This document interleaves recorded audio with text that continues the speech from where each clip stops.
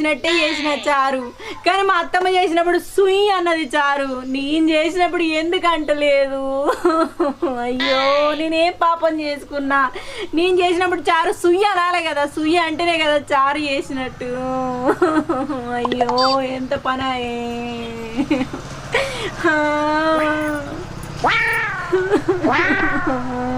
ఇది ఎందుకు ఇట్లా ఎడుతుంది? ఎందుకు దీని చుట్టుకోలేదు చచ్చిపోయినా ఏంది? ఇంకో బాగా ఎడుతుంది ఏందే? ఎందుకు ఎడుతున్నావు? అయ్యో గంతగనం ఇవ్వబడుతుంది. ఏం చెప్పమంటావు అత్తమ్మ నా బాధ? నువ్వు చెప్పినట్టే అన్ని నువ్వు దగ్గరుండి చూపించినావు కదా అత్తమ్మ, అట్లనే నువ్వు ఏమైతే వేసినావో చారులో నేను అన్నీ వేసిన. నువ్వు చారు చేసినప్పుడు ఏమో కమ్మగా సుయ్యమని మంచి సౌండ్ వస్తుంది, నేను చేసినప్పుడు సుయ్యమని కాదు కదా కయ్యమని కూడా అంటలేదు అత్తమ్మ. ఏం చెప్పాలి?